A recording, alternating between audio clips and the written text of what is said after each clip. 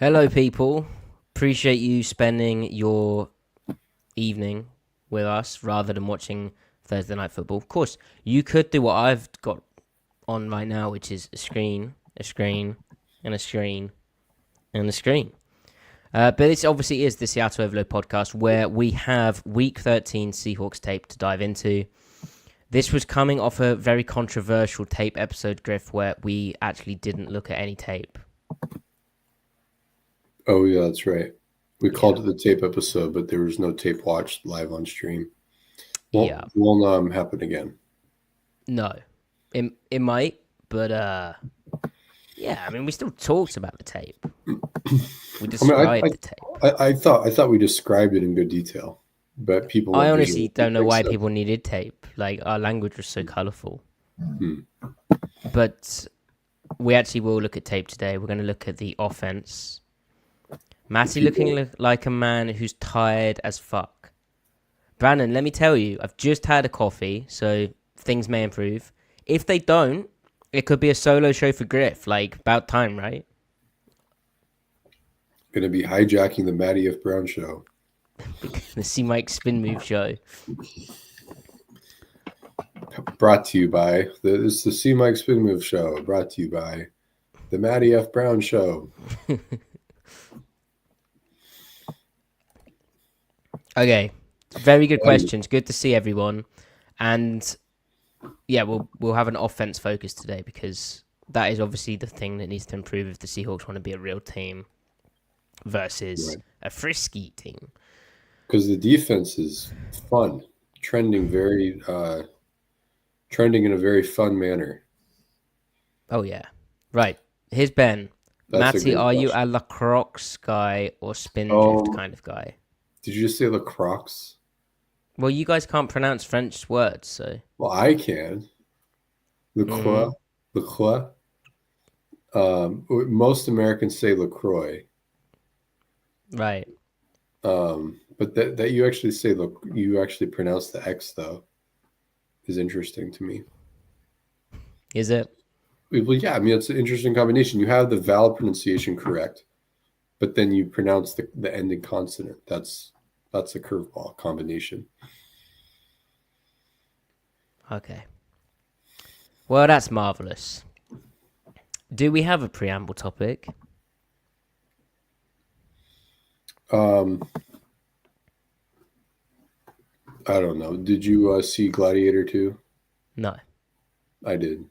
Yeah, you told me about it, but you didn't tell the listener about it. So, for the listener, Griff, would you recommend going to see it in the cinema? No spoilers. I would recommend seeing it at the theater over seeing it streaming. I don't think it would be very enjoyable streaming.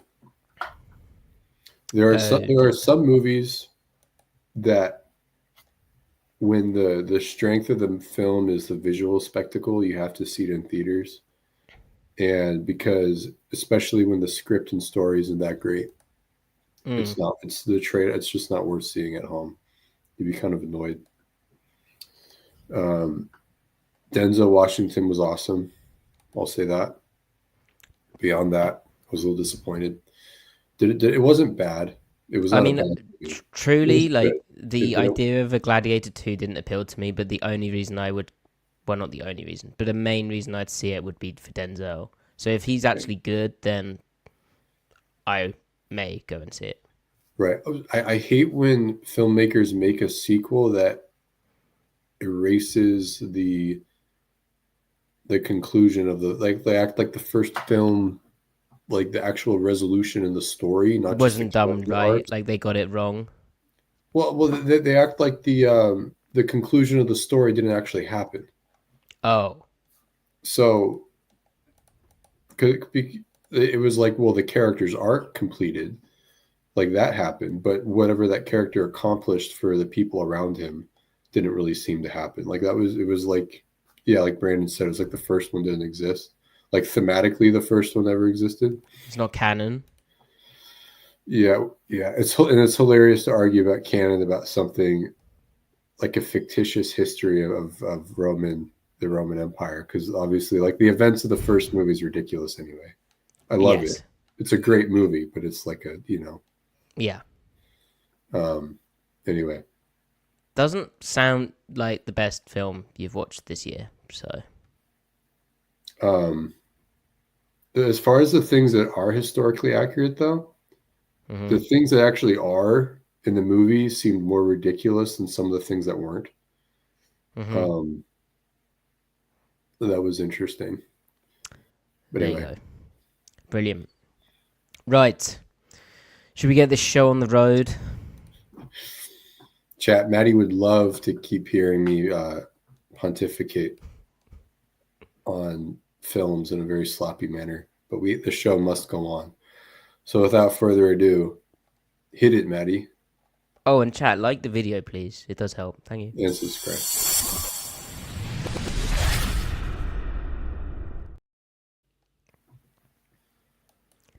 Welcome to the Week 13 Seattle Overload tape review of the Seahawks' 26-21 win at the New York Jets. We have a great defensive performance to talk about, the third one in a row, and then we have actual tape to focus on where we're going to be looking at a struggling offense where they did some good things, but my take on how they're moving in the right direction was somewhat backed up in a way. But also there's some severe struggles and some of the stuff they're doing isn't going very well either. So we're going to look in a bit more detail on that. Can Ryan Grubb save his job? That's kind of what we're talking about here. But first, and we will also be previewing after that, Week 14 at the Arizona Cardinals in what is a massive game for the Seahawks 2024 season. But before that, Griff, some Seahawks news. We have special teams news, we have offense news, and we have defense news. Griff, pick your own adventure. Which news would you like first? Let's do defense. Okay, so the defense news. First of all, defensive lineman Miles Adams has signed with the Detroit Lions off their practice squads. Big news. That one hurt, man, because we love Miles around here. He's a Seattle Overload favorite. It's also a good fit for his skill set. I think they'll actually let him just play 3 technique and be in a bare front quite a bit of the time. So good for him. Yeah, for real. I heard he played today too. Well, he's playing. Right now. Other news, Jamal Adams also with the Lions. So I don't know if there's a third former Seahawks player called Adams who the Lions could add to their defense, but they're certainly doing the duo. Again, cool fit for his skill set, him coming off the edge. That was kind of where his best stuff came in Seattle, and I think the Lions will allow him to do similar. So, and then he can play some dime backer for him too. Yeah, and their linebackers are questionable. Okay, the other Seahawks defensive news, Griff, is that after a very impressive performance where Leonard Williams didn't win Defensive Player of the Week and had a chip on his shoulder, his pick 6 versus the Jets, along with another spectacular display, has seen him named NFC Defensive Player of the Week. So you seem delighted for him. Yeah, no, that's awesome. He should get all pro this year. I mean, he's got to be the best 300-pounder the Seahawks have had since who? I mean, you got to be going back to the Holmgren era, I think, right? I mean, he might be having a career year himself. Well, are we talking offense and defense? And then that's why you take Holmgren. Defense, but even then. Right. Yeah. Yeah, no, that's crazy. It's so exciting just how that acquisition of Ernest Jones and how they've cleaned a few things up has... I mean, Williams was still playing damn good, but the only way that a lineman like that can really shine is if the guys behind are getting things right. And then, you play with more confidence. Suddenly the ball starts coming to you rather than cutting up a gap which shouldn't be there. Right. So... good for him. What an acquisition that was. Now, Griff, the special teams news. Or the offense news. Come on now. Special teams. Wow, good choice. The Seahawks have a new kick returner after what was a complete shenanigans, a special teams catastrophe at the weekend. They waived both their returners. So D. Williams, the corner slash receiver out of Tennessee, waived. And also veteran wideout Laviska Shenault waived since signed to the Chargers practice squad. And Seattle has picked as their replacement wide receiver Jalen Darden, who hasn't done much since entering the league as an offensive player, but he averages over 10 yards of return. I know he returned pretty successfully in Cleveland. He was who he was most recently with. I think he was signed off their practice squad. They were trying to sort of play the practice squad game with him, and Seattle's pounced. So, Dave, not the first time we've seen this new Mike McDonald, John Schneider era be cutthroat almost and aggressive. Right. But this is a pretty stark reminder of how, like with the linebacker, they're not messing around here. They're taking opportunities to show that if you're not going to play and do your job to a certain extent, you will be released. And a lot of people would argue that D. Williams had been struggling for quite some time in the return game. So, yeah, what's your thoughts on this?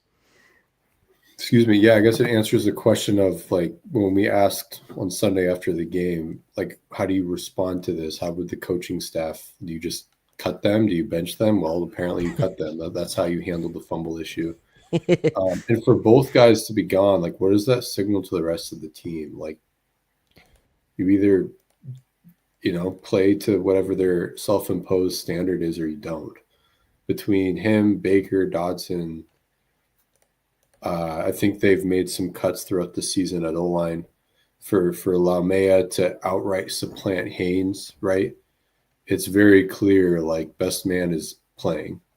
And so, that probably puts guys on edge, probably in a constructive manner. Like, it makes you on your P's and Q's. Mm-hmm. And, I mean, and if you perform well, like, I suspect there's positive reinforcement on top of it. It's not all stick. There's carrot, too. I mean, there's lots of praise going around, at least for what the coaches, give to the media of their players that are playing well. It's not like a Bill Belichick of, well, he's just doing his job. It's Mike is in his way, celebrating them. So I think that's probably a good and necessary balance right now. But yeah, hopefully this makes for better special teams play. Speaking of, I don't know how I was going to segue. That was very unsmooth. But chat has reminded me there's more defensive news. Thank you. That's right. That's Brandon. awesome. Brandon, you're asking for a timeout. You might wake me up. You might awaken something inside me, which is the banhammer. But yeah, Uchenna Nwosu activated off injured reserve, Griff. This is, of course, after he had a quad strain. He'd come back from a pec injury, and then disappointingly did that quad strain on what he described as a dirty play in week 5 of the season against the Cleveland Browns. Sorry, not week 5 of the season. I don't mean the Cleveland Browns either. I mean the Denver Broncos. Who do I mean? I don't know. No, it was the Browns. Was it? In preseason, from Wyatt Teller. That's right. Look, the only way to stop Wyatt Teller from ever doing that to a Seahawk again is by trading for him. Unless it happens in practice. But yeah. Hopefully you could fire zone to like the ends, like going inside of that. And then there you go. Yeah. Then it's the 3 techniques problem. Yeah, exactly. Yep. Anyway, cool. Nwosu's on that 3-year, $45 million extension. Since that point, there's talk of him being injury prone. I don't know how much you can read into that, given one was a pec, one was a lower body thing. But he didn't require surgery for this. He's come back, I think, quicker than maybe you'd have expected.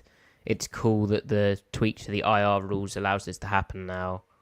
And it almost, I think we said it on Sunday, but it almost feels like a luxury of riches. Like, with how Boye Maffei's developed, with Derek Hall continuing to improve, and then them having these kind of big edges in even Leonard Williams spending time out there, but Rory Robertson Harris being acquired, Draymond Jones playing some edge. Nwosu's kind of the player where, at 27 years old, contract now sort of less long than it was. Right.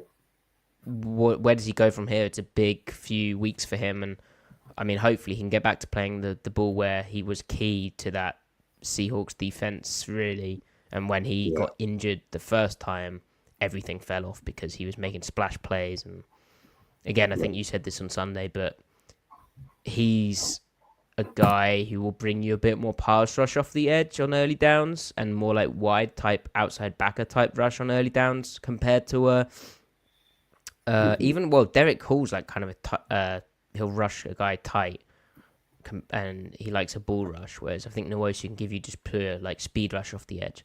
But particularly compared to like a Leonard Williams or Robertson Harris, like he's going to give you a bit more natural pass rushing off the edge.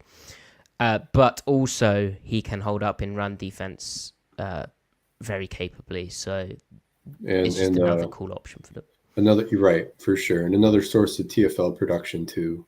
Yeah, the splash plays. Splash plays, and I think him getting in there, if he can contribute meaningful snaps, can keep the other guys fresh.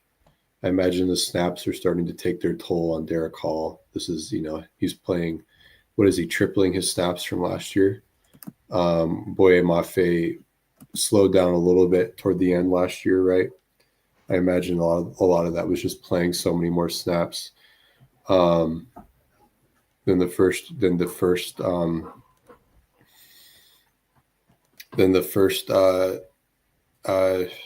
season. So same deal. Yep. We should say from the injury report, Nwosu listed as a full participant in practice.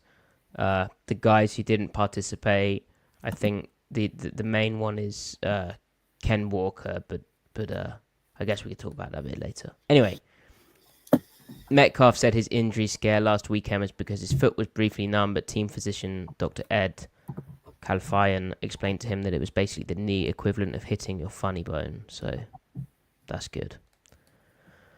Right, Griff. So the tape. So the Seahawks won. Brilliant. But what did the tape show? Defensively, how impressed were you? Was this more of the same of the previous 2 weeks? Anything new? With the defense? Yeah. That's why I said defensively. Yeah, no, you did say defensively, didn't you? That was the signal, wasn't it? I don't think there was a whole lot different. In fact, he might have scaled down a little bit. Like he really brought out the he really broke into like the break glass in case of emergency type scheming against the Cardinals. I think that was like he circled the Cardinals on his calendar for like we need to stop them at every point. This felt more like this is just our mode of defense. This is just what we do. And I mean, they held up quite well, right? The other thing of it is the Jets don't really do a whole lot on offense. And they're quite fairly static as well. And right. It's fairly, it's fairly basic. I would like the main concern is like, how do you want to, if at all, double cover the sideline, right?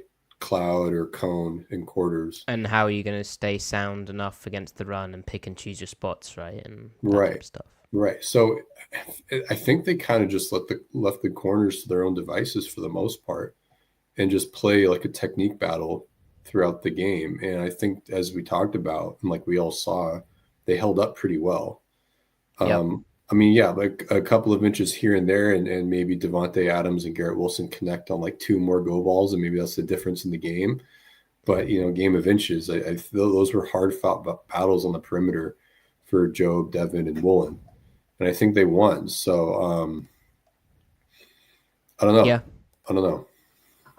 No, encouraging. I thought, like, having watched it back, again, the Jets came with a pretty dialed-in plan to start off with, but it was also kind of a lot of it was still like Aaron Rodgers just wanting to hit like the trick shots, right, and hit those fades, and and Hmm. hit the cool arm angle stuff. And once the Seahawks kind of adjusted and their corners started responding to that, and yeah, they got a bit lucky as well at times, but things kind of played out fairly simply. But one thing which stood out to me, Griff, and I think we will see other teams try it. Be shocked if Arizona doesn't come with a better idea this coming week. It felt like the Jets were going at Tyrese Knight a bit early Hmm. in the run game, Yeah. and I'm interested to see how if teams continue doing that, and what that looks like and how Tyrese Knight responds. But he's fully like learning on the job almost. Right. Right. Um, it's funny. Like he has functional play strength out there. Like Mm-hmm. his strength to weight ratio is good, but like he still doesn't seem to know what to do with his hands. Engaging a blocker, he's just like throwing. He's like catching them instead of playing inside out with his hands. Mm-hmm. He doesn't generate any lift when he engages a block, but he kind of just seems to sustain it anyway. Then you watch Ernest Jones right next to him, and Jones is like picture perfect. Like hands, hips, feet, roll through, get full extension, lockout, shed. Like they're playing two different sports sometimes. Um, I don't know what all did you see from him? Because Knight was a He little just iffy looks against the Cardinals, right? and again, yeah, he was, and again, there's completely valid context here, which is that he was a day 3 pick. I felt where they took him in the 4th round was too high, but doesn't matter in day 3. You be the judge. But I felt there was going to be quite the acclimatization period to the NFL, so you have to give him that context, and you have to understand that there is going to be some learning moments. Of course, we're not expecting like amazing linebacker play from that type of pick. At the same time, it looks like he's playing on the edge almost like a lot of snaps. Like there's a lot of snaps which are 0 to negative grades, but for whatever reason it doesn't get exposed because and ultimately he's battling. Like he's finding a way to the ball even if it's a struggle early on. So we'll see, Yeah, I guess. We'll yeah, see. yeah. We'll see. We'll see. I think his eyes at times are like that's an area that will just come with time, and his eyes right now are sometimes off in a way that if he's invested, there's no reason they can't improve, and then so much will help, or so much will be benefited from that. So yeah. Right. We have a question on the defense. Bandon, would you guys pay Reek Willen $15 million or more after next year, even though they got to pay Devin Witherspoon?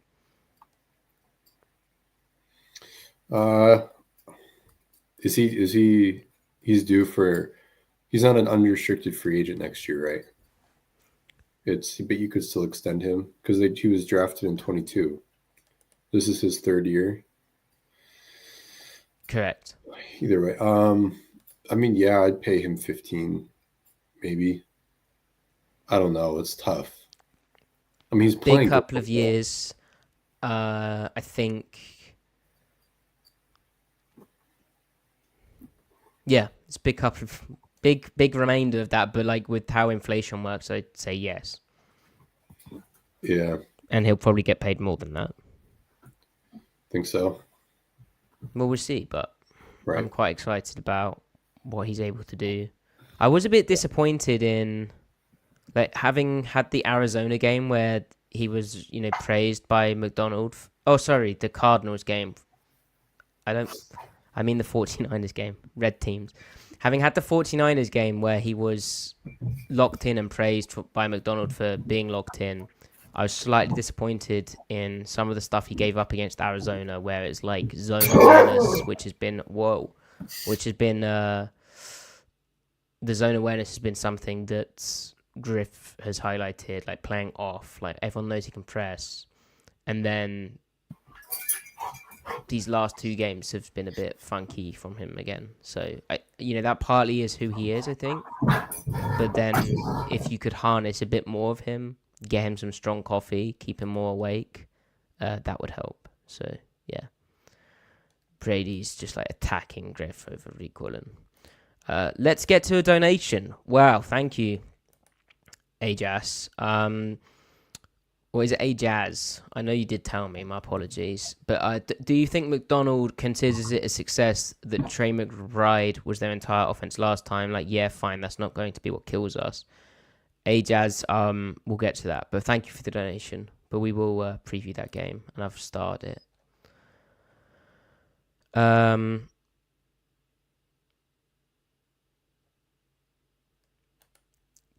Cayman Roy.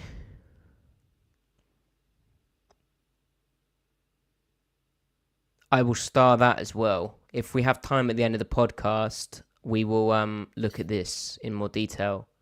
But if not, I will tweet about that, okay? And blue sky about that. Anything else on the defense, Griff? Like, yeah. I mean, all right. So where my mind goes to is defenses are figuring out now that they're putting the nickel in the fit, like as a primary fitter and too high. So that's them gaining the extra number back. So 7 gaps, you got 7 fitters. So they're trying to introduce an 8th gap, like for real. So you're seeing more tight end wing formations instead of like, even if it's 12, having a guy split for flexed out a little bit.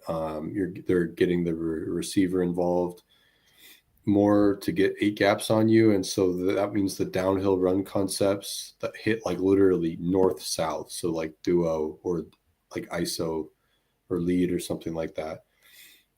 That's turning their gap fits into ball fits again, and it's hard for the linebackers to work laterally. That's when the Jets had a little bit of success, was the north-south stuff when they were out gapping you. And that's kind of where you kind of have to respect the fact that, yeah, you're down a hat in the box. So I'm curious to see if what they try to do for that, maybe just more, I imagine if it becomes a problem again, we're just more slanting for McDonald. But then the Cardinals, I think they're just going to find their gap scheme beaters with pullers, their pull scheme. So will they even try to do that? I don't know. We'll see.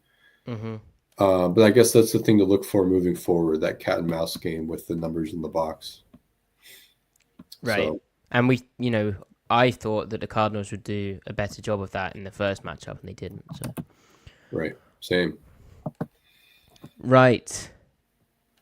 Offense. Are you offended by the offense?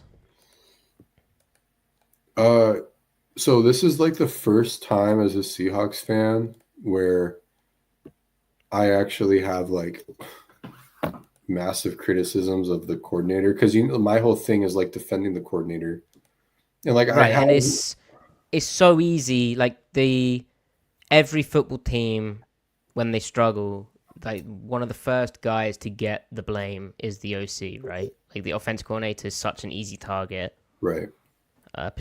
Obviously, priors go into this, but like generally the consensus on Geno Smith is that he's playing, I think, good ball, more so than it has been at any other point. I think, like, yeah, if you polled the fan base on Geno, right, I think that would have improved. So agreed. So like, so the caveats are though, like I don't think Ryan Grubb is the devil. I don't. Oh, right. Okay. I believe. Thanks for clarifying that. Yeah. Well, I mean, you know how things go with that. It's like, oh, the coordinator's terrible. Like, I believe Ryan Grubb is a good football mind. He's had lots of success to this point. He hasn't forgotten how to coach. He hasn't forgotten how to scheme. Right. I don't think what we're seeing right now on Sundays is all his fault. I don't even know if it's half his fault, but I believe that if there's any one individual most responsible for it, probably starts with him. But even though that may not be a majority responsible, I still think he's the most responsible. And I also don't believe that he can't improve it either. I don't know if that happens this year, maybe with a long off season, and maybe they make some staff tweaks and he can self-scout and know, like in camp, like, all right, we're starting with X, Y, and Z instead of A, B, and C like we did last year. Maybe he can turn it around, right? I don't know. First year in the NFL, new coaching staff, blah, blah, blah. Blah blah Right. blah.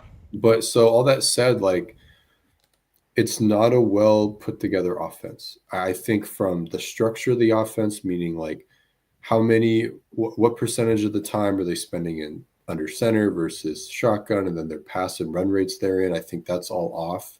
I think they spend too much time in shotgun, and then when they're in shotgun, they pass too much. You can still be a pass first team and not pass this much. In fact, you can even take your existing under center shotgun splits and simply run a little bit more within your allotted shotgun snaps and simply pass a little bit more within your allotted under center snaps. Your aggregate pass rate can be identical, but each formation can be tweaked in a way that makes each formation better, and you establish better balance within each one. But so, and then within under center, there's a big conversation. It's like, and that's what we'll get into, but yeah. So just keeping it like brief overview stuff, I guess my concerns with the team right now is obviously based around the offense, and that even though the defense, I see that a lot of what they're doing is sustainable. I don't see there's going to be like a massive drop off in terms of like their down to down performance. Ultimately, defense in the NFL can be streaky, and the other thing here to bear in mind is, you know, the positions they've been put in, it's just not feasible for any defense to come away with how well like, you're not going to get a pick six every week, even though they have the last 2 weeks. Like, points wise, the defense is playing even above their level. Like, they're riding a good wave right now that is not sustainable in that sense, like points wise with the positions they've been put in.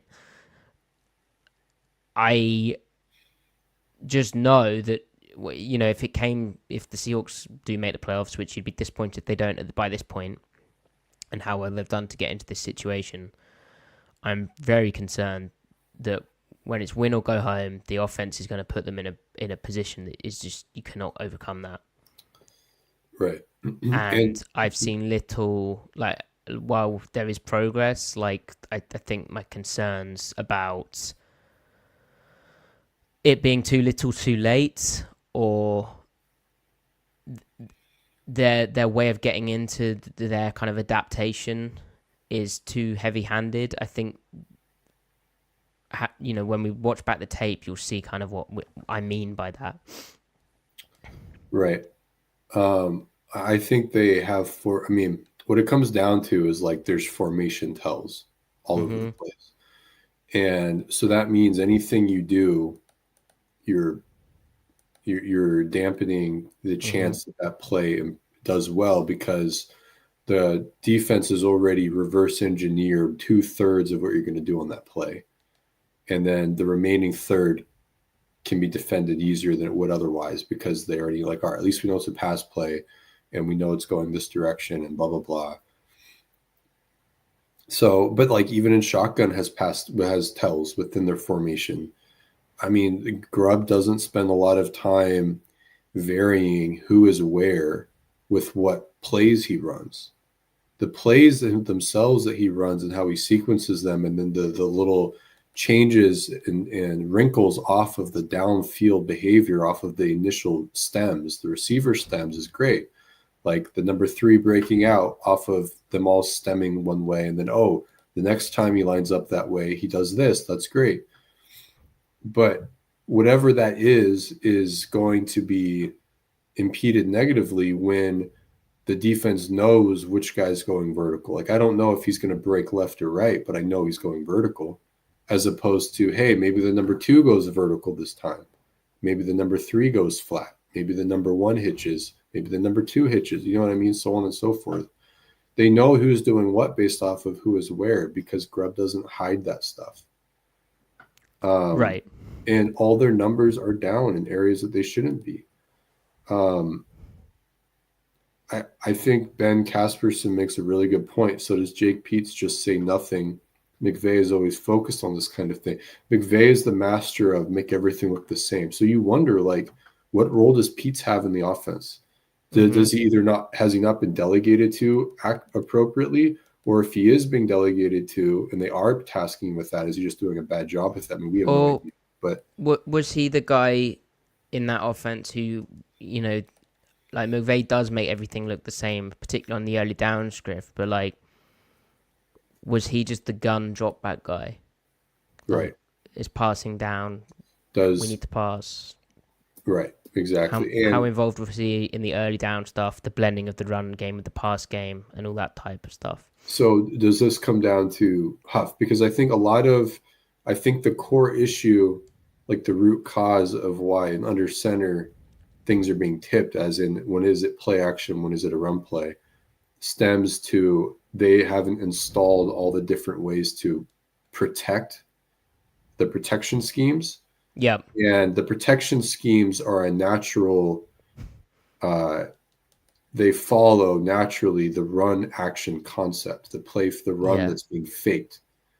And so, And this is crazy because I praised like how even though they were so shotgun heavy in college and so drop back heavy, I praised them having enough ways of varying the pass protection.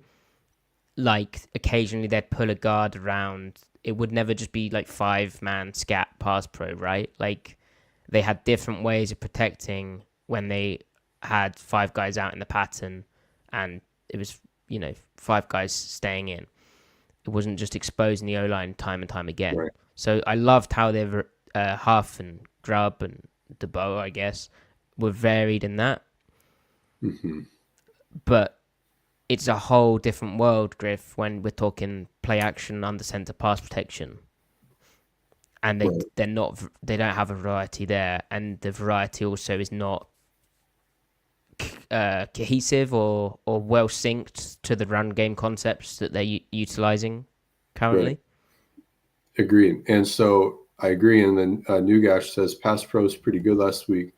The wide receiver separation is just terrible, or play calling to know. So I think part of the reason why the receiver separation is so bad is because the plays are being tipped.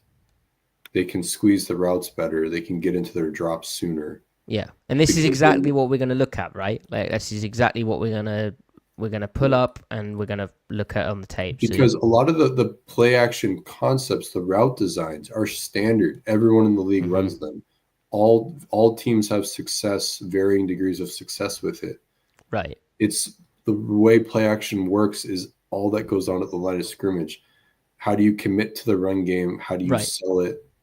Right. The combination. Because you can get into an argument over how much you need to run the football and for the play action to pop.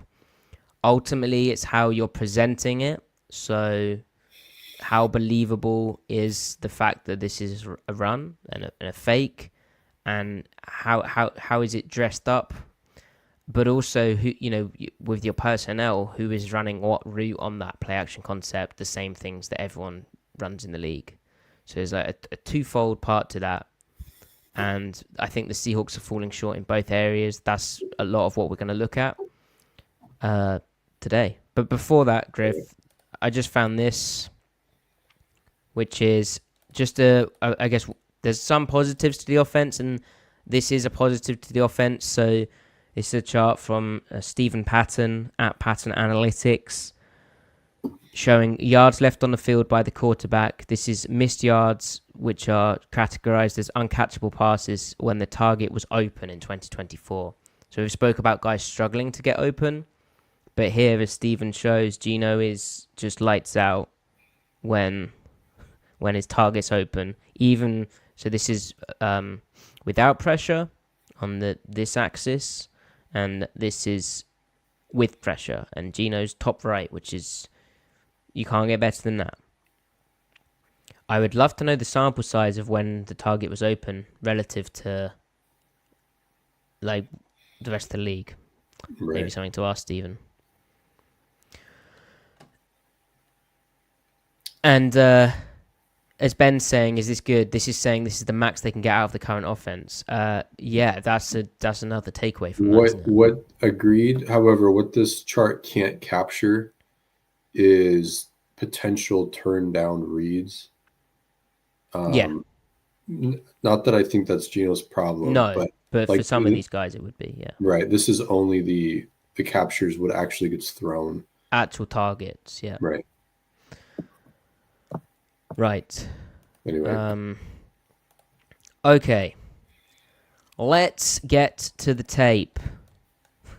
Griff, do you have timestamps? Do you have plays in mind, or should we just skip to under center stuff? Because like very early on in the week, I had this whole idea in my head of I knew Gino was holding the ball. We all saw Gino hold the ball on plays where in the past we've seen him let it rip down the field.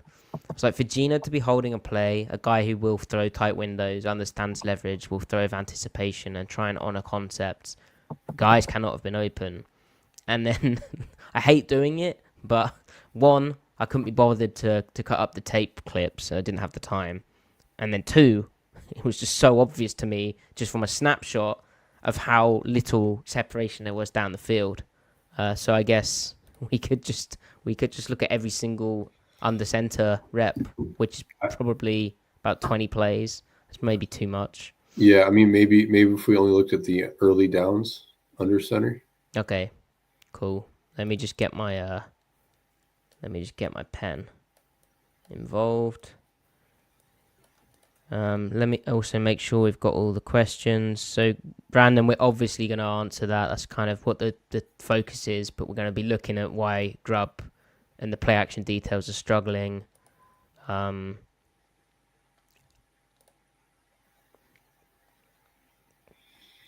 me remove this.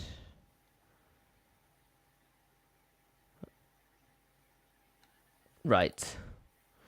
And Tamas, I've seen your donation. Thank you. We'll get to that as well. Right, here we go. Let me make sure I've got everything.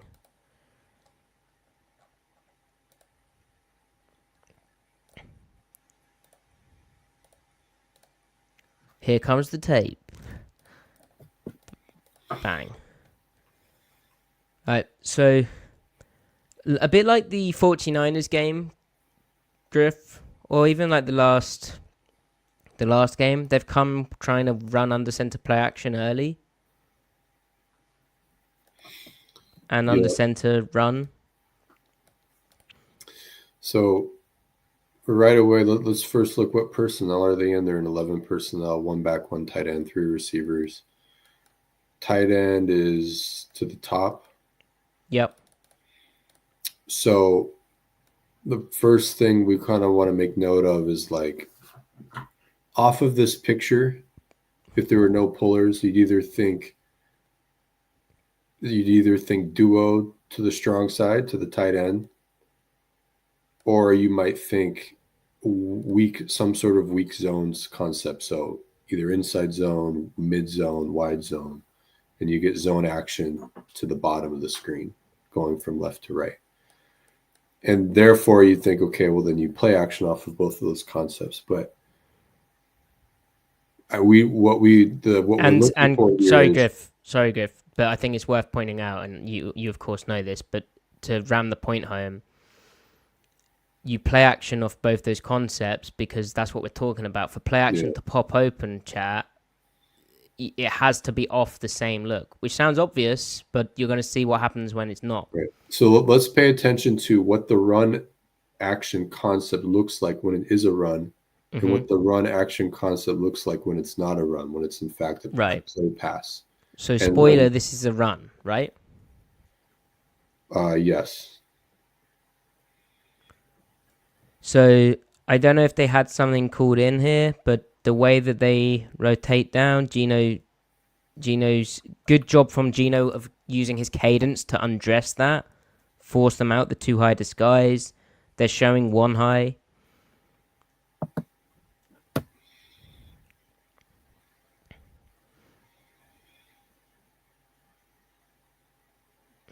So, Matty, this is the weak duo play. This is the one time they run weak side duo. Right. So Griff had to explain weak side duo to me before we came on because I hadn't had my coffee yet. So typically duo is ran to the Y, to the tight end. So meaning the quarterback and the running back would mesh on the left side of the center here. They actually end up meshing on the right side of the center, opposite the tight end. So technically weak side duo. And you're reading the front side backer, believe is the principal. So in this case, that might even be the safety, or no, it's going to be the will. Right. So Matty, you're So right. There is the jet motion that kind of, yeah. but he's not blocking anyone out. So So this is Gino opening to the weak side. It's a tight path, and the idea is that they're looking to get some nice double teams. The way the offensive line decides to climb is inadvisable. This happens time and time again. I know they have improved somewhat with their run game, like they had a 55% success rate in this game, but at the same time, this is a lack of details. Like, it's your opening play of a script. Like, you will have walked this play through so many times. This is a veteran left guard and left tackle combination right now. How on earth does this happen? You know how the through technique plays in this system. Super aggressive upfield. Does Quinn and Williams, that is his name, right? yeah, Does he play this any differently to how you'd expect?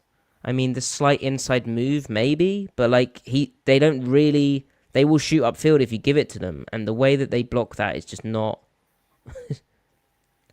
Oh yeah, Griff, I had this down as crunch, but it's not. It's just duo, isn't it? Blocked badly. yeah, it's really weird, isn't it?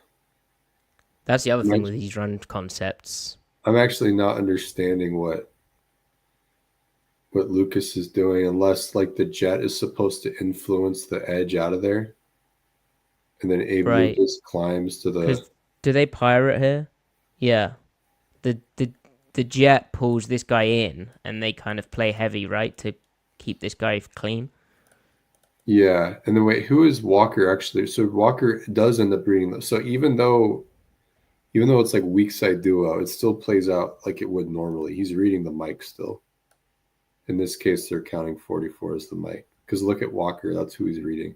So Walker plans on reading this, front strong side A out, right?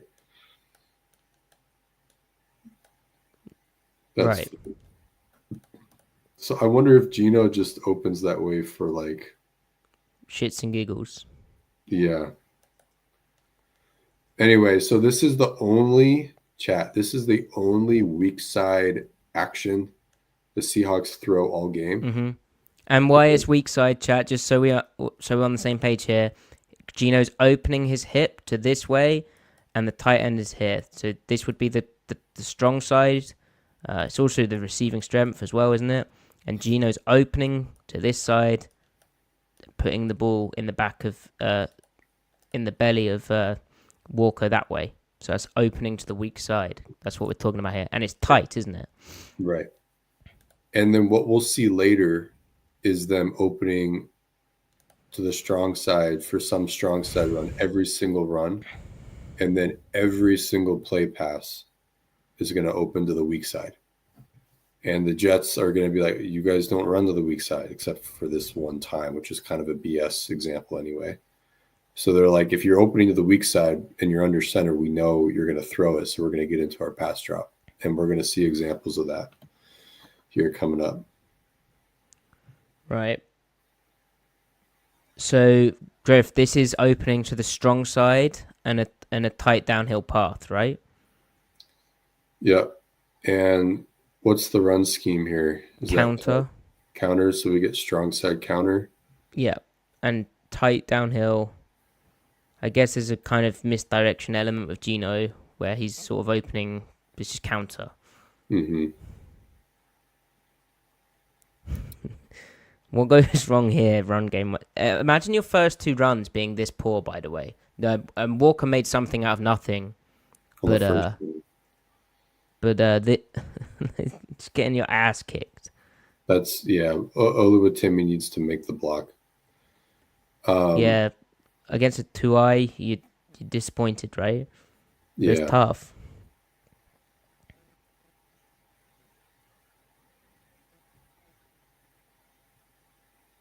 How did you feel Olu played in this game?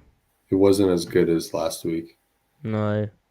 But like the Jets personnel is way better than the Cardinals. Yeah, they're crazy. Yeah.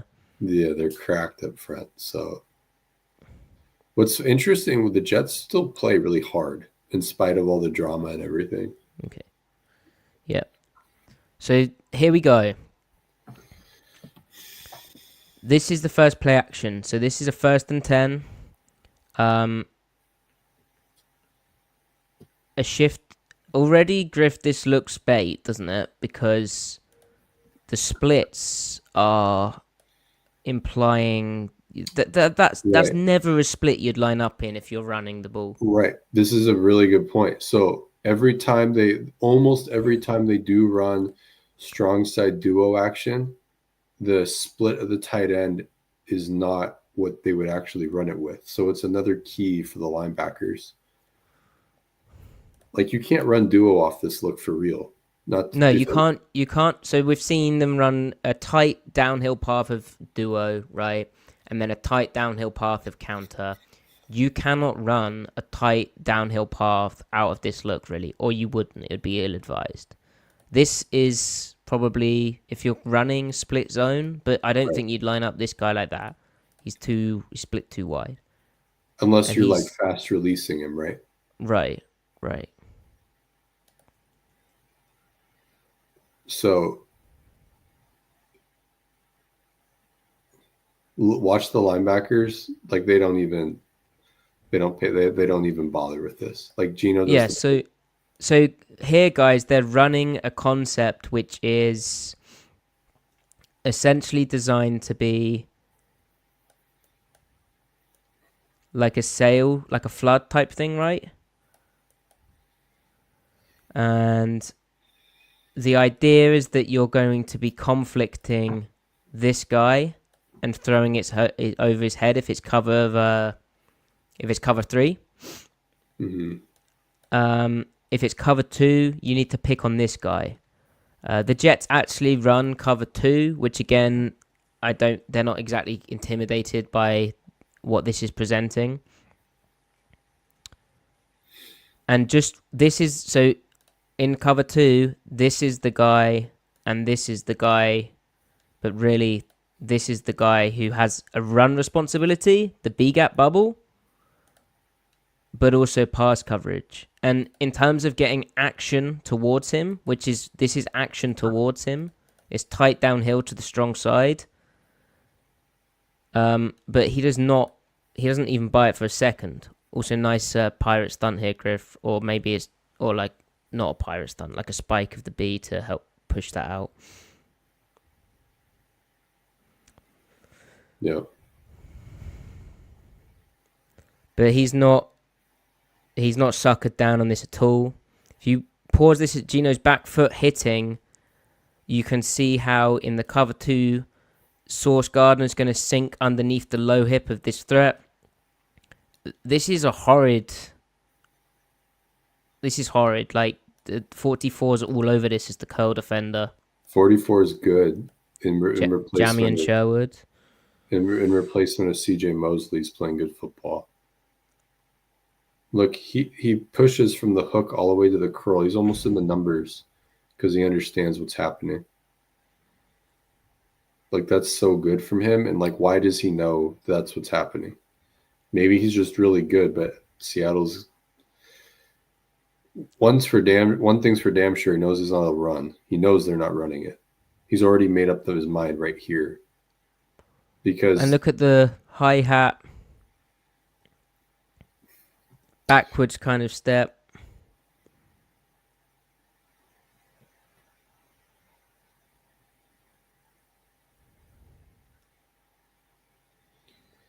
And a good example as well, Griff, is here. Look how deep this guy is. Like, he's not really needed on the front side of the concept. Mm-hmm. But Quincy Williams, I wanted to call him CJ Mosley again. But yeah.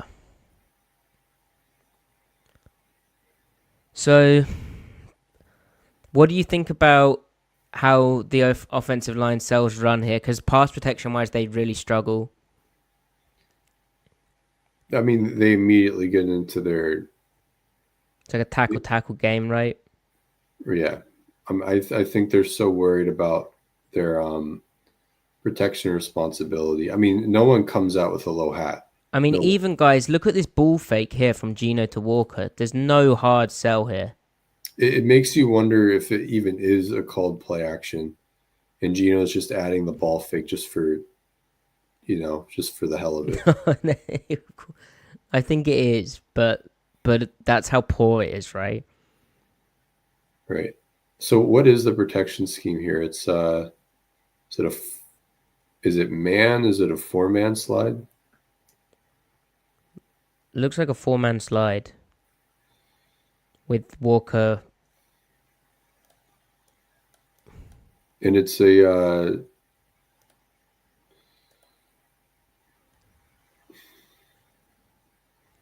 I mean, it's technically a strong side action, right?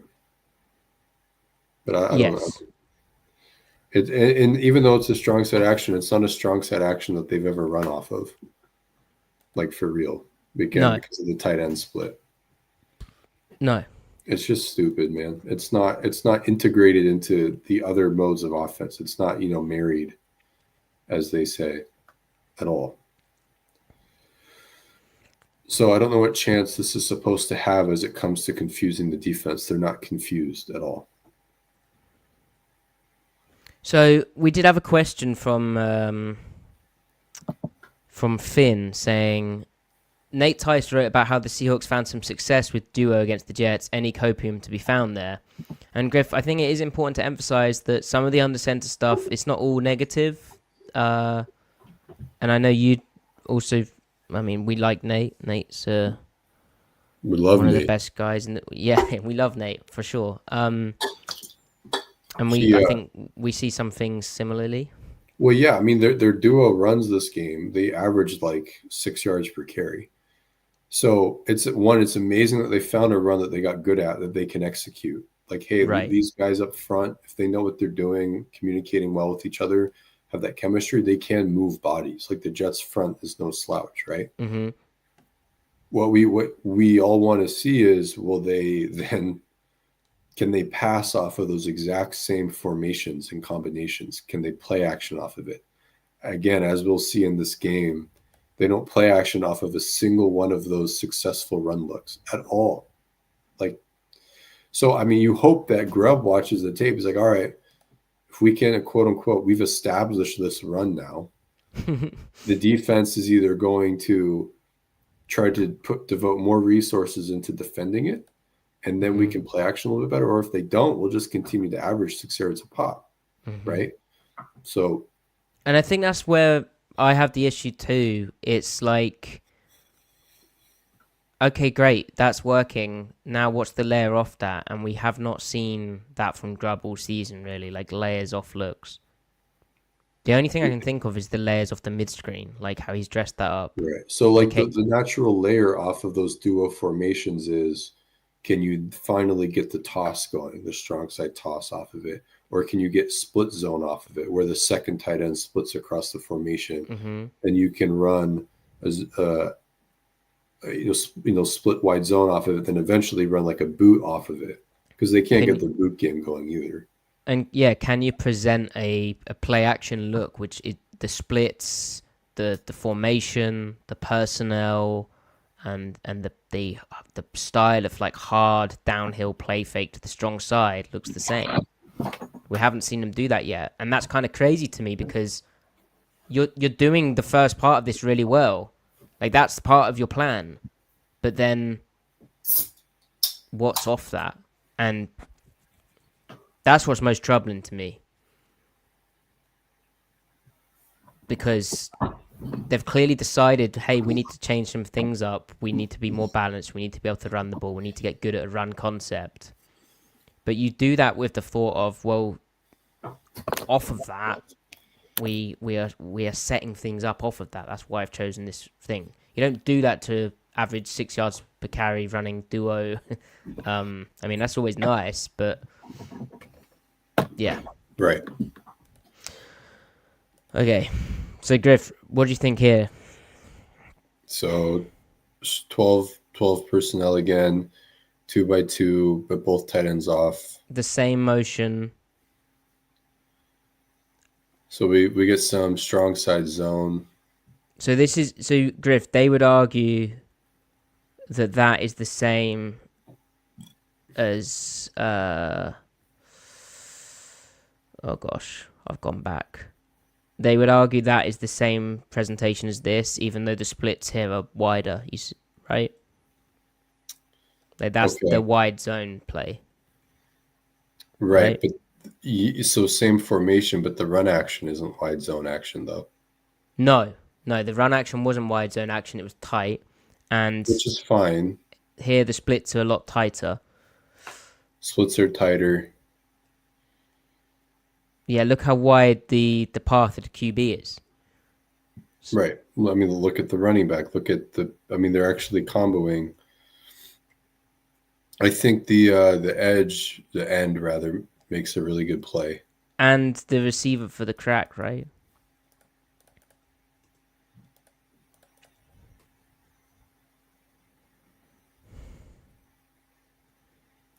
Yeah.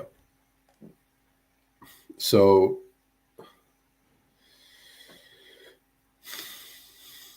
Oh dear, that was a deep sigh. no, I'm just trying to digest what happens. Why do you digest? Let's get to a nice donation from Tamash saying, when you get to the offense, can you please explain why we can't run almost at all with decent running backs? Can and will this be fixed? Well, Tamash, I think a lot of what we're talking about here is pertinent. But yeah, the duo stuff is an encouraging element. It's for me there's still run game details which are sloppy, as we've already seen. So, can it be fixed? Yeah. Will it be? I think it's a bit late now. Well, we'll see. But we've So seen some encouraging signs the past 3 weeks, kind of.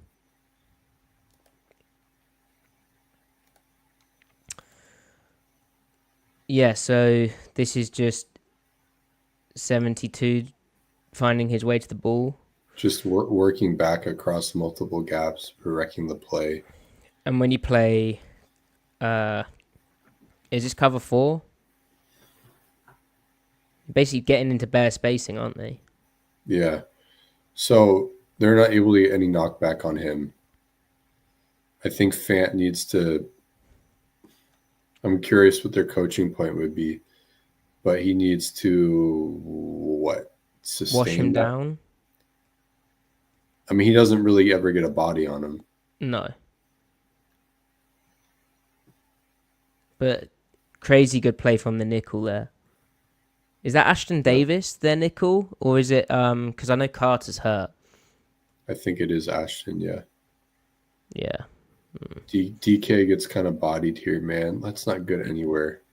It's poor. You're trying to run front side, right? And Yeah. the front side gets completely demolished. It's not terrible on the one technique though. I mean, it's okay. And the backside, I mean, the cutback is there. But they're running this to get off. They're trying to run wide, right? Yeah. Yeah. They're not wanting to cut back. Yeah. Anyway, so in terms of talking play action and how, the layers off this and the wrinkles, so this is, we haven't seen them play action off this look, but it's a similar motion, but with the tighter splits from these guys implying run and the tighter split from the receiver.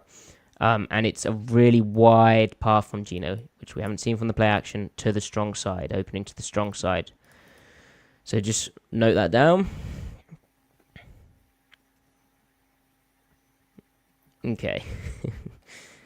So 2nd and 9. So here, Griff, formationally, they're trying to imply duo. But if this were duo, this guy would be here, right? Like, he's too far back for duo, surely. Yeah, unless they're trying to like influence like arc release or something for fun. Yeah, like this, Oh, that. Okay. Yeah. maybe. Like a fold Yeah. or wham rather. Oh, but that's why he was off the ball. There you go. So that's like weak wide zone. So opening weak, Yeah. weak mid zone. Yeah, it's almost weak inside zone kind of with the running back. But so yeah, that's what they run here.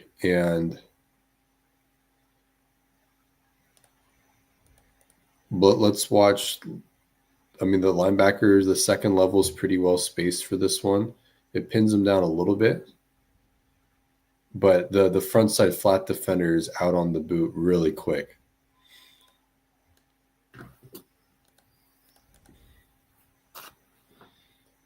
Yeah. They pick up 2 yards here. I mean, if Barner makes a play, you're probably getting a first down. If he can break one tackle. So, I mean, this is just a good play by the curl flat defender. But, Yep. I mean, he stays really well leveraged for this. Yeah, it's good. Again, Ashton Davis playing good football.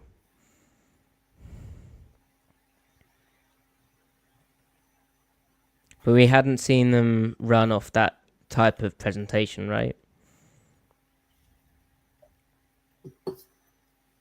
Okay. No, they have not. So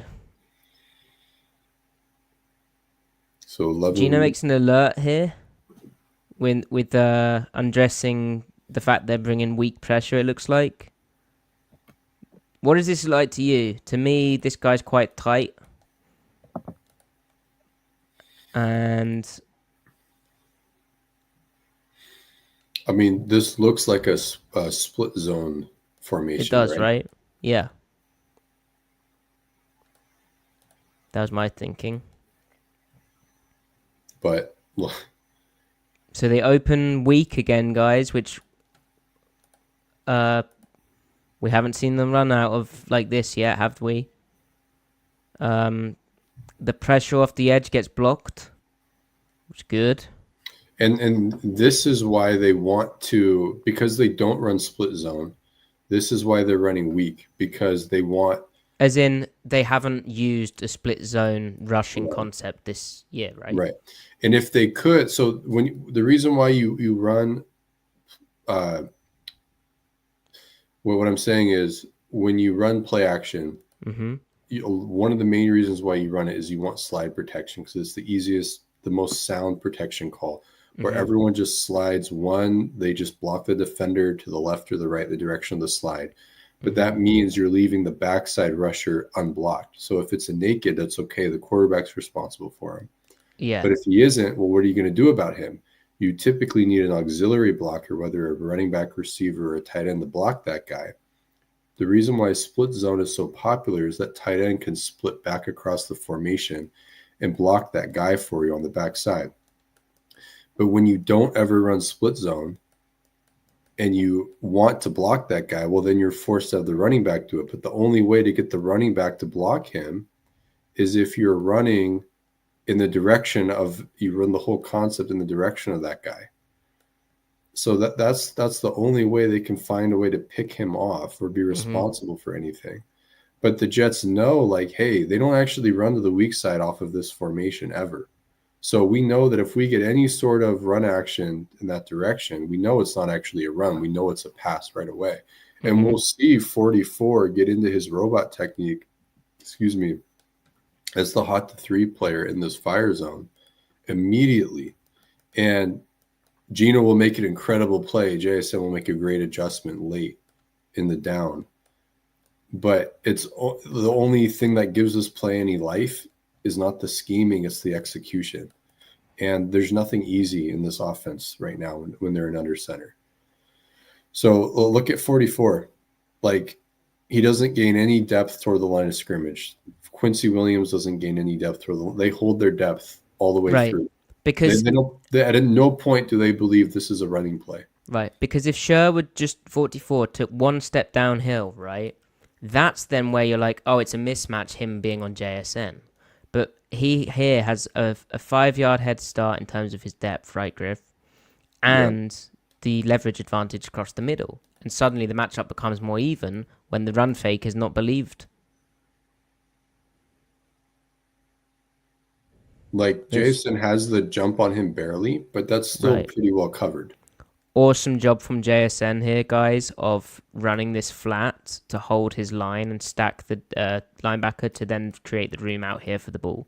To kind of float late like he does. Yeah, And because drifting here, the guy's just going to keep running in the hip pocket and there's no room for the pass. So that's really savvy veteran stuff from JSN. And then Gino to make this throw with the nose tackle kind of overlapping the last second. Yes, pretty good, right? So, like, watch Sherwood's eyes before they mesh. Like, We'll go to the other angle, right? Yeah. Like, he's looking at his pass responsibility before the quarterback and running back even meet.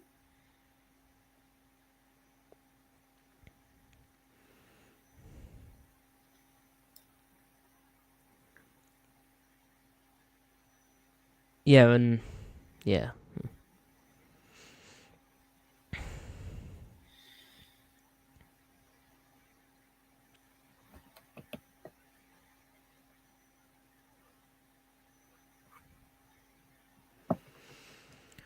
Let me catch up with the chat, make sure I'm not missing anything.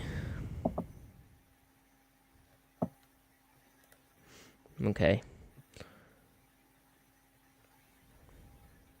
So what do you think here, Griff? 2nd and 9. Similar looking thing, right? Yeah. Looks more. This guy's kind of the tightness makes me think it could be a gap deal. Like this guy could be pulling here. How he's more off. Mm-hmm.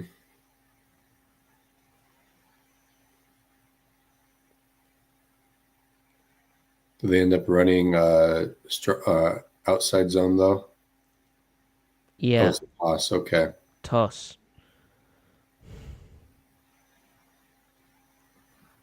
So he does pull, but like the other way.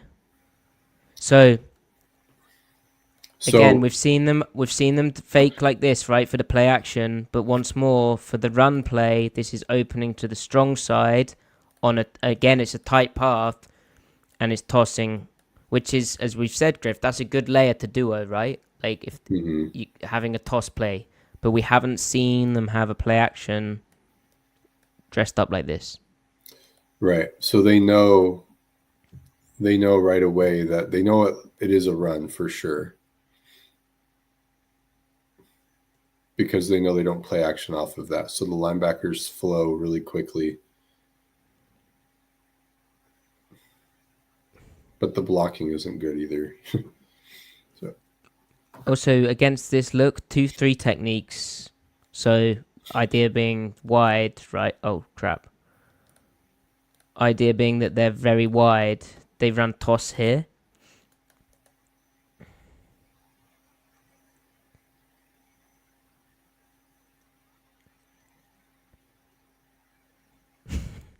Who blocks 7? He's supposed to get washed down, but JSN loses really badly. Yeah, it's poor. That's really poor. If they block him, what happens?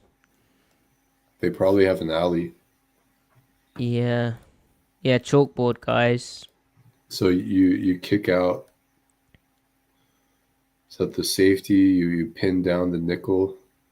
Yeah. So it looks like, are they inverted? The Jets? Are they running like an invert cloud or something? I can't tell. Yeah, I think they're showing. I've no idea. They were showing like I don't know what they're doing. It just like cover 3, I think, or maybe this is invert maybe. But either way, it's Oh, it's a pressure. Okay, so it should be Walker one-on-one with. Well, cross one-on-one, but Walker will have one guy to beat if it's blocked well. Right. But, alas.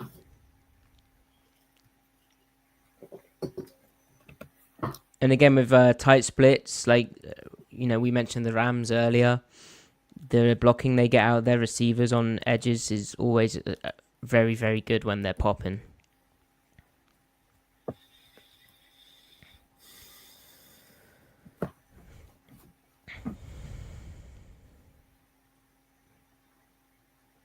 Okay.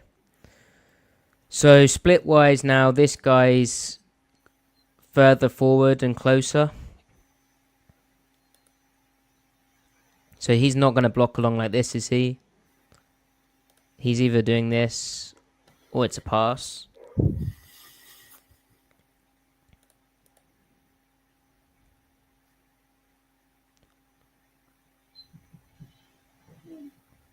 That's one of their better runs. Yeah, so this is one of their duo runs that start to pop.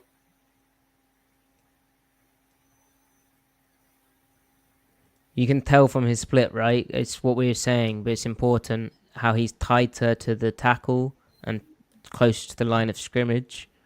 Mm-hmm.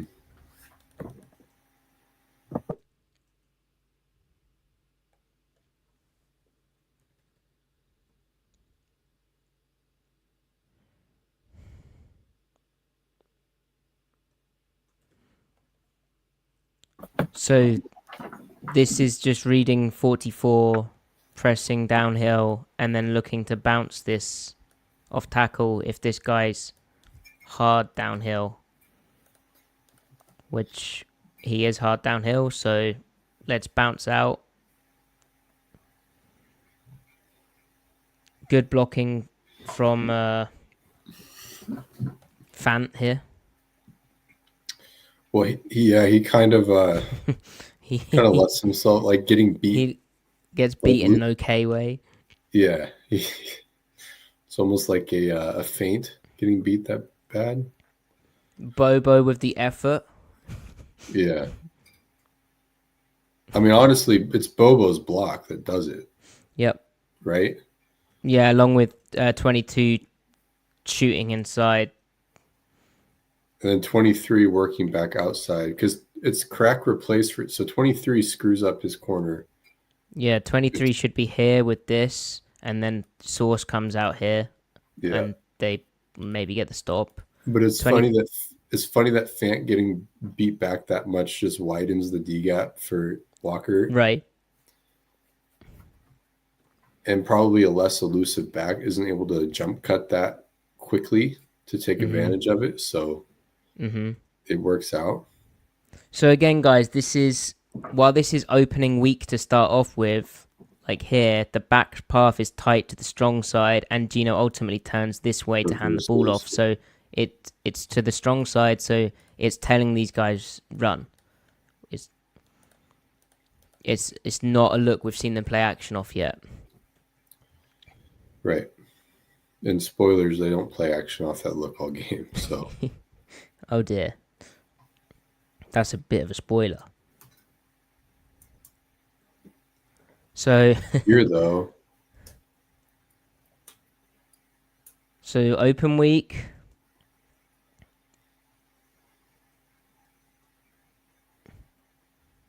So it works anyway. So the stock block on the edge pops Barner free.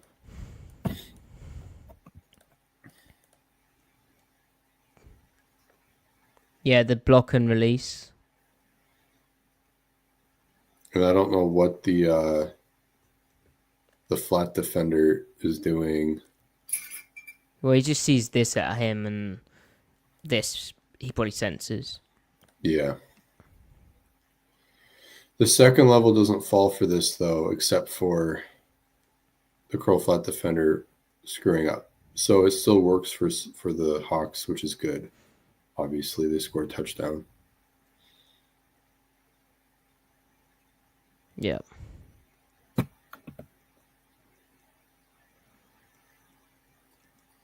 Why is 36 playing?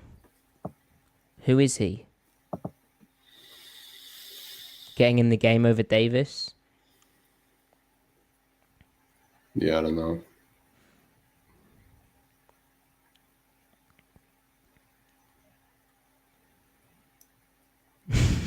So duo again, strong side duo.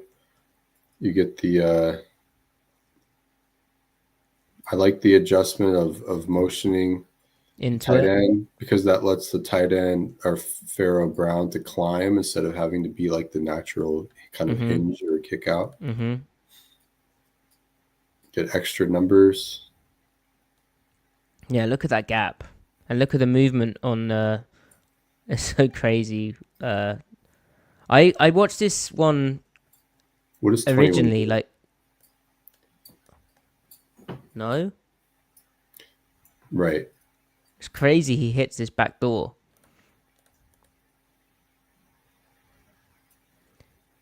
You think it's duo, not inside zone? I just say that because of the cutback. It's definitely duo. Yeah, I know. It's just funny how he hits it back Yeah, door. yeah, yeah. No, it is funny that it squirts out. Charbonnet. But well, because they're ball fitting, this works. That's why 21 works over. Yeah. Because it's three guys responsible for 4 open gaps, I think. Is that it? Yeah. And 44 kind of shows here when Charbonnet's thinking about that and it sets them up to then do that.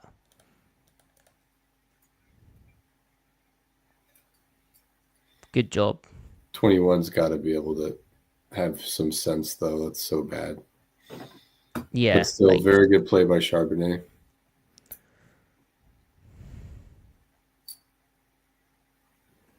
but once more, tight downhill path, opening this way, but the ultimately he's going to turn to this way, and it's tight downhill, back going to the strong side, and they'd run the ball.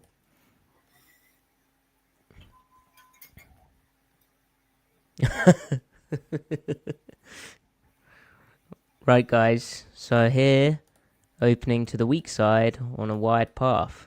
Do we think it's play action or run? It's play action. And what do we think the linebackers thought? Look at Gino in the back of his drop. What is he supposed to do? You mean given where the receivers are in relation to the Yeah, defense? like there's like Doesn't because the idea here, right? Like 1, 2, 3 set up. The idea here is okay. Well, this is an alert. It's 1-on-1. Okay, that guy's way over the top and in phase as a pick. How the hell at the top, the back of your drop as a quarterback is the robot linebacker deeper downfield than your tight end? That's not how it's meant to be. right. Like we should say here, like the Jets linebackers are good. Like that's part of Yeah, it. But but this is what good units do to you when you don't take care of your end of the business with regard to the tendency hiding. Good linebacker units are going to make you look not terribly smart. look at the end as well, chipping the tight end. Yeah, I think he look, he's read pass already. I think yeah. from how Gino opened the back feet and the tight end helmet. And Matty, another thing to think about is like, do college kids key that quickly? Were they keying that quickly in the Pac-12? And obviously why you say that, Griff, is the transition, right? Like Right. Did Grubb think about needing to invest that much in hiding tendency? So pause it before he and Walker mesh or he and Charbonnet mesh. Right there. Like, have the linebackers, are they coming down to defending the run right now? no, their whole posture. He's about to flip his hips down the weak hook and open to the threat. They're Sherwood's already look at his feet position. He's about to plant off the inside foot and start pedaling down the hash. they've barely read stepped. They gain one step with their read step, and then they're putting pressure through the ground to push off of it to turn around. Yeah. Like, and it's all because like, oh, they're opening weak. They don't have a weak side run game, so it's not real. I know it's fake. And again, they're doing this so that the running back can be involved in the protection somehow because they don't have other protection calls and schemes installed. They don't have a way to fake strong and protect backside. That's their problem. Because they and what's weird is like they have motions attached to their run game. They just don't have that motion splitting back across the formation. Like even find a way to run strong side duo with one of your tight ends or receivers hitting backside. You know, like why can't you do that? I don't know.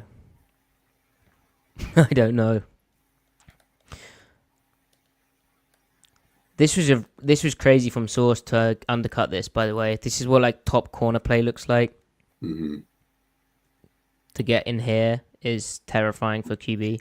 Like look at your weak hook, look at your strong hook. Corners is this hook presence? This is hook presence, my friend. That's what good hook presence looks like. Underneath spacing, your flat defender's like an additional hang defender. Mm-hmm. You're at the bottom of the screen. Like he can give extra help. Disgusting, man. Yep. So another thing is like, in my opinion, like if the running back doesn't have anyone screaming off the edge, fast release him so that he can be a dump off to punish linebackers that cheat to the pass. If you're not going to change up your protection call, think back to 2021. The Seahawks would be in a similar situation. They defend the second and third level off of a play action concept really well, and the running back would have all this room on the dump off and go run for 8 yards on a 2nd and 6, setting giving you a new series. Right. The Seahawks don't even have that right now. Well, and this is crazy that the Jets, we've seen them do it already, but they just keep having this guy when they get this type of pass set, they have this guy spike to the B gap inside, right? Mm-hmm. And they're only rushing 4. The Seahawks have 6 men in protection here. They've kept the tight end in, they've kept the back in. How on earth is it moving Geno off his spot and then they're, smart rushing, but they're completely destroying the protection slide time and time again, which again is what happens if you're too predictable. Yeah, good point. Like this here should have been blocked up for time, and it, with this guy sailing to get under this, Geno should have been able to, and you could argue he should have done that, but he's trying to read out the concept at this point. So he's still looking here to give it a chance. He's now coming back to DK, and this guy's starting to contain. He's trying to give the concept a chance, but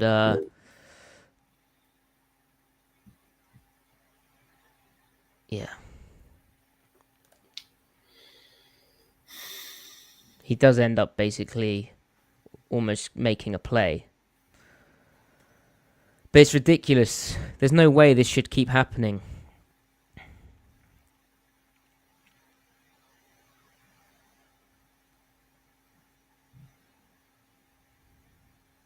And so if Grubb doesn't feel like they have the time to coach all the details and the minutia of a very protection scheme, then at least like run weak zone a little bit to make that match up more.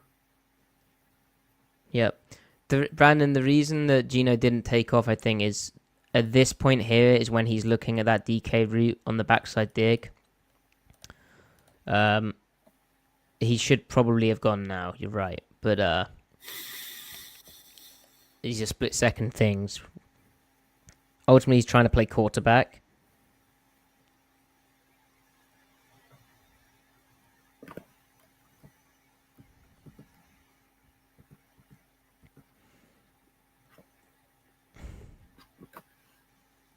Let me make sure we've got the questions answered. So, donation from Axel. Thank you very much, Axel. If this is such an obvious issue, why isn't someone like Leslie Frazier or Mike McDonald pointing it out? People other than Ryan Grubb looks at this tape. Well, so I'll just say this. Look, we have reason to believe, that it has been pointed out. Not under center specifically. It was actually what I'm referring to was specific to what's going on in shotgun. But it has been a topic of discussion about formation and post-snap tendency. and potential tells. And I wasn't given any other details beyond that. And to what extent of it, if it wasn't even necessarily characterized as a problem, just that it's like a conversation. So like if there's a conversation happening with regard to one, formation bucket, then surely it is under center. Plus McDonald, like they have every week, they have put together the reports. They know what their under center numbers are for each game. They have their numbers for each play call, right? So like not just under center or under center 12 personnel, but they have their own numbers, internal charting on every single play call type. So they have it way more granular than any third party charting site, SIS, PFF, all of it, right? Mm-hmm. So they know exactly what's working and what isn't. And they can tell their grad assistants, like, all right, put together a cut up for me of, spider 2Y banana or whatever, and they'll put together a cut up for them on the season. It might be 7 plays. And they're like, all right, let me look at the run plays off of this too. And they can match it up and they know exactly what is working and what isn't and why. So this isn't lost on any of them. So what did you think, Griff, about this is not the same point that we've spent quite a lot of the podcast talking about, but what did you think of this call here? I mean, they're obviously showing man and it's not man, even though they're not really showing man because they've got Source on the tight end. But they spin into cover 2, right? And yeah, it's a hell of a play by 44 again. But I hated the spacing because how this plays out here is the receiver ends up in the window of... It's not an effective high-low, right? No. Because it takes too long for him to get across the middle. Yeah. I guess the ball could have come to Lockett, but it's probably picked. I don't know about that. Oh, you can't see that on the logo. Yeah, it's picked, isn't it, by the nickel? Anyway, right. Let's find one more under center example, and then we'll preview the Cardinals game. But I think we've talked about the point. Basically, the fakes aren't the runs that they're good at, or even the runs that they run. So here, let's pause it at the mesh and guess run or pass. Oh, and by the way, how many plays have we seen Gino drop back like this without a play fake, right? 0. So they're either run or play action out of under center. Which again, if you're trying to keep someone honest. Griff, already from this motion, we haven't seen the QB open, but from the motion, from the split of the tight end, I would be saying run. Mm-hmm. You think I'm stupid? The running back looks kind of passy though.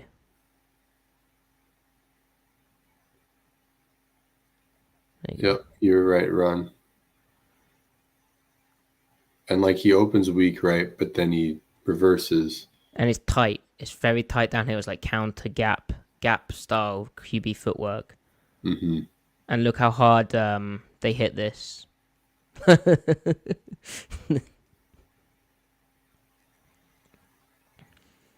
So the Jets just weren't sound for legit duo, like actual duo this game, which is good. And it almost looks as though they haven't spent much time in like getting good at it. Right. And that is then disturbing because obviously now it's on tape. You need the Seahawks to have more answers.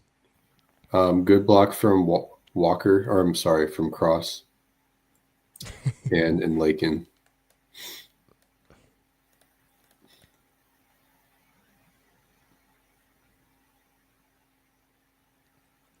But again, how it looked like run guys was one, we've seen them use this for the run game where he's slower sifting across, but look how tight to the line this tight end is. It screams their duo stuff, right? Yep.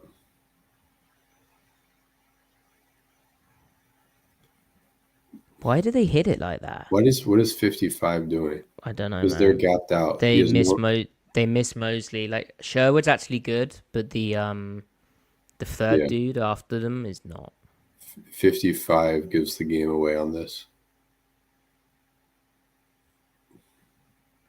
You end up getting two front side A gap players. Two in the same gap. And then Sherwood tries to correct them, but Yeah. all right. Is there one more under center snap? Okay.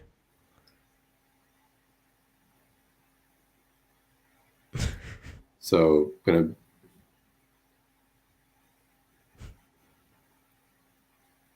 so this time it hits front side. Look, downhill runs against too high, like straight downhill is tough, man. Hits it because especially under center, right? Because it hits, which you can't really go too downhill from gun, but you can. But when it's under center, it hits so fast, it will just roll off the table so quick, Yeah. or up the B so quick, or C here.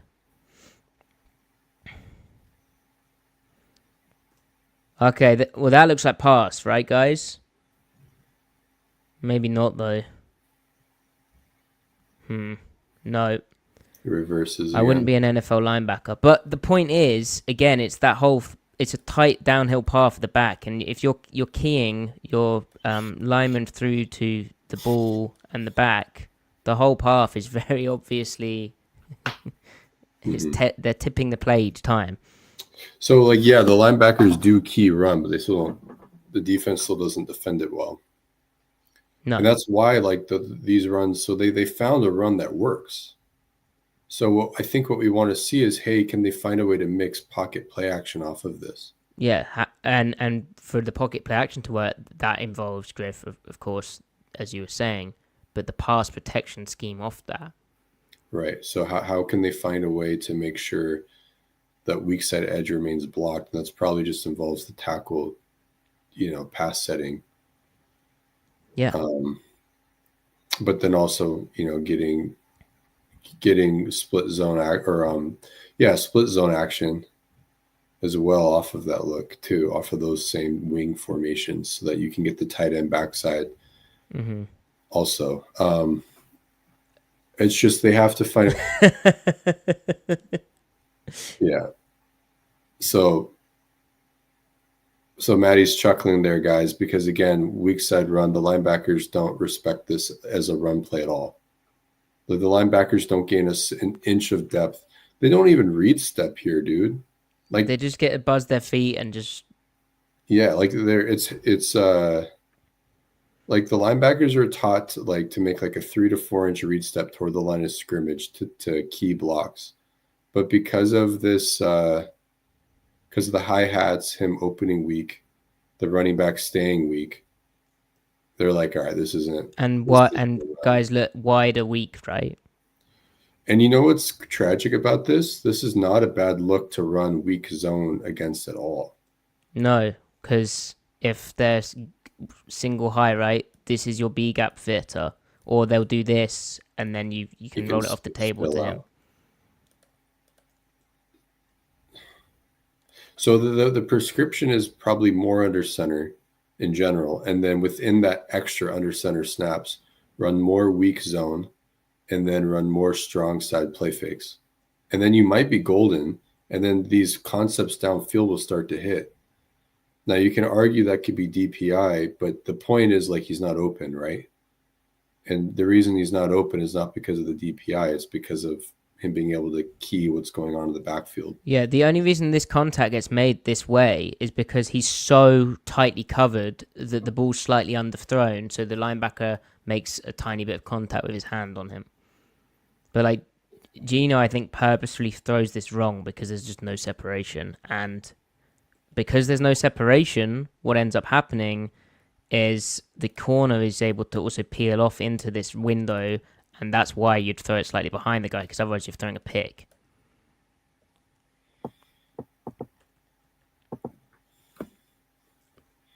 It's actually insane. Watch 56 here, Quincy Williams. So Finn Finn Riles asks a good question. Is there a reason why Grubb would refuse to call runs to the weak side? I'm rather perplexed. So he's done it very rarely this year. When he does do it, it's typically when there's like a slot formation to the weak side, and those guys can get down blocks or crack blocks on like front side safety or linebacker, or maybe even the edge, so that they can get creases and angles. I simply and right here they're not in that formation because I think they're in a what are they in a trips right formation. So he's not in a formation that he's probably coached a weak side run out of. I don't think he's installed a 3-by-1 weak side run scheme at all. Mm-hmm. It's just not it's not what they've put on tape. And remember, McDonald spoke about sunk costs on both sides of the ball. Like, I don't know what they were doing in the off season. I liked the green men and like the no huddle stuff. I know some people didn't like that, but they were effective in it. They were efficient in it when they would do the check with me stuff to the sideline. But at the same time, we haven't seen that in a couple of weeks now, and we've seen more of an emphasis on the run game. Like, you only have so many practices and so much time to do things. And Griff, to your point, it seems they've run out of time. They're sort of trying to do this on the fly, and you want some coke though. So right. Not only are they running out of like duo well, right? Mm-hmm. There was a clear commitment to it, and they ended up getting good at what they committed to. That's why I was positive. I couldn't articulate it very well, which that's not the first time that's happened to me. But that's why I felt positive after the game. You know, in the post game reaction that we did, I was like, yeah, I feel like they ran the ball better. Right.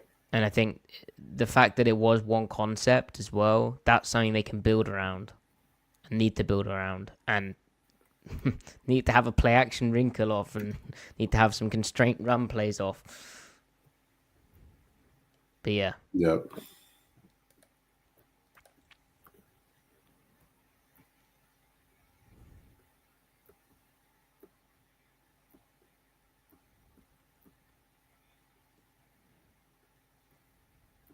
I don't think we get another under center play action, do we? I think there was only 5 this game. Yeah. Which is actually might be their most in the game for the season.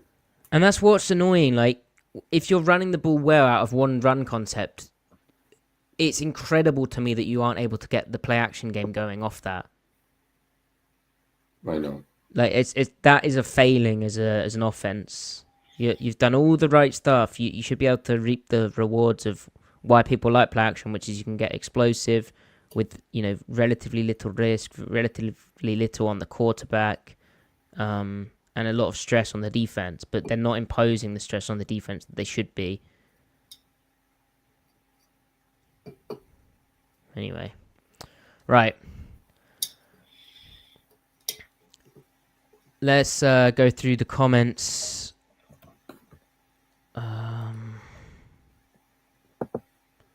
Figuring out mediocrity. What aspects are you two enjoying about this iteration of the Seahawks so far this year?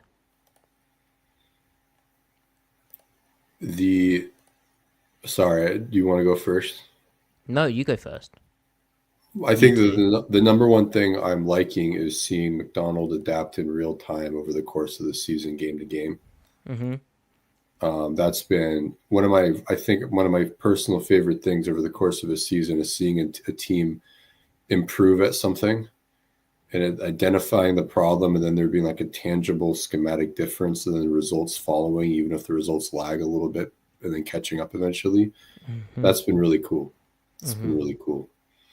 Agreed. That's probably my favorite aspect of the defense. So, yeah, like double rotation killing them. Well, now they single rotate almost every single time. Well, I know that was my question coming in. Our question coming in, right? It was there's some issues that they're going to have.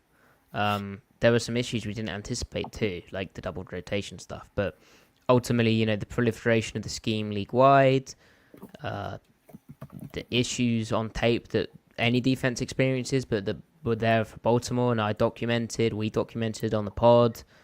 You tweeted about the fact that they've come with fresh answers and solutions for some of this stuff, along with McDonald just like, being aggressive with the personnel, fitting stuff to his personnel, getting the best out of people on the defense. That is really exciting. So that is, I guess, aspects that we're really enjoying about this current iteration of the Seahawks. 100%. Now, we had a question from Cayman saying, hey, Matty, is Reek's first rep against Wilson on a go ball where he lets him just run by him a horrid rep? Yeah, it kind of is. Here you go. So all this is a mirror technique. So staying patient at the line of scrimmage, and it's a really good route from Garrett Wilson because it's a hesitation and he just blows by him. But Woolen can't let him release through his core without getting hands on or his body position here. But ultimately, he's the type of player who is able to make stuff like this be a thing. In that he has recovery speed and length. But can you guys see that? Yeah. If I just remove the brand again, you can see that the red line is down at the bottom of the screen here. There's a cut split. I think he cheats the slant or quick game concept here, really. But that's like a false... Like, he's opened the gate, he's not square, and there's all this room. He's not taking any air out of this release. Like, look how much space there is here. So, you'd really want to be... Even if you're playing like this, you want to be squarer and getting a hand on while kicking over the top. Anyway. So, yeah, it was a horrid rep. Right. The Arizona Cardinals. Week 14, Griff. How are we at week 14 already? We are. So, there you go. Aaron Schatz, of the Chief Analytics Officer of FTN Fantasy, creator of DVOA, tweeted, Seahawks at Cardinals is by far the most important game of the week for the playoff picture. In our sims, a Seahawks win would make the Seahawks 62% to make the playoffs, with the Cardinals 17%. With the Cardinals win, it would be 71% for Arizona and 11% for Seattle. Oh my gosh. It's a must-win. Yeah, it's a playoff game. An Ajaz donation. Thank you, Ajaz. Do you think McDonald considers it a success that Trey McBride was their entire offense last time? Like, yeah, fine. That's not going to be what kills us. I think, yeah. The run game was disappointing for them. Marvin Harrison Jr. was kind of clamped up. The game plan he came with was awesome. You only gave up, one explosive of over 20 air yards? Right. I think it was the intermediate area that got them. And, like, McBride, look. James Conner, 0% success rate, as Ben points out in the chat. Yeah. I think the Cardinals probably get a little bit more going on offense this game overall, but I'd be shocked if they are not able to, right? Right. And I think they do better at home this year than on the road. The Seahawks also do really well offensively on the road. Not really well, but better. But especially, as we know, in domes. Gino's elite in domes. So, yeah. I mean, I've been predicting Seahawk losses, and I've been wrong. I don't know if I should predict a loss this year to jinx it, or predict a loss this game to try to jinx it so they win, or predict a win because I feel like because have been being wrong recently. So, and I want to be right. I think I'm gonna. You know what? I think both offenses come alive a little bit more this game, and it's going to be 26-24 Seahawks. I think the Seahawks win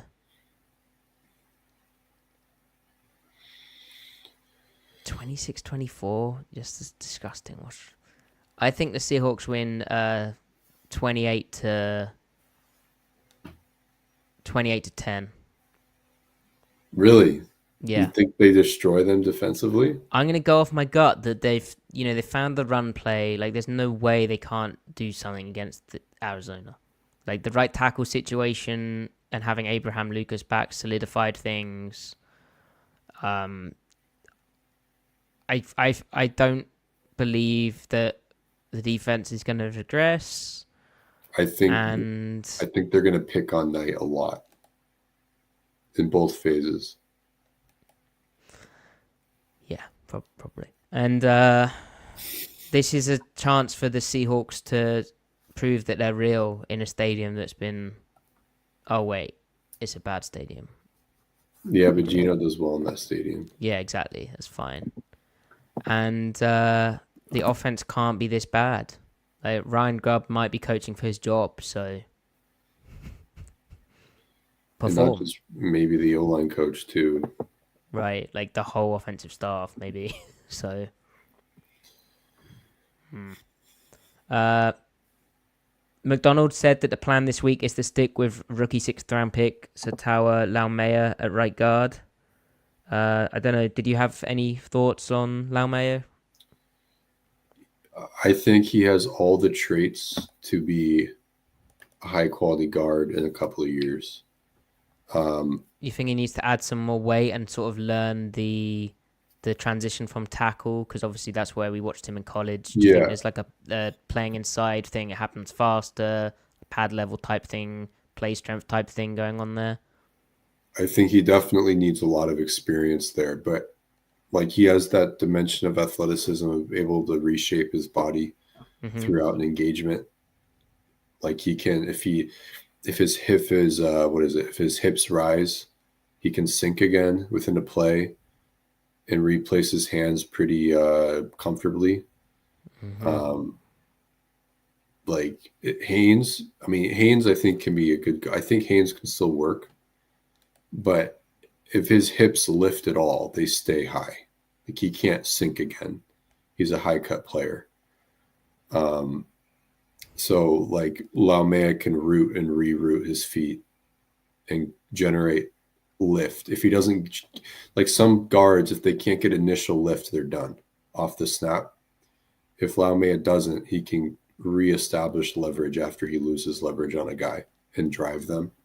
I think he's got the requisite traits. Honestly, I think he works better at guard long term than he ever would have at tackle.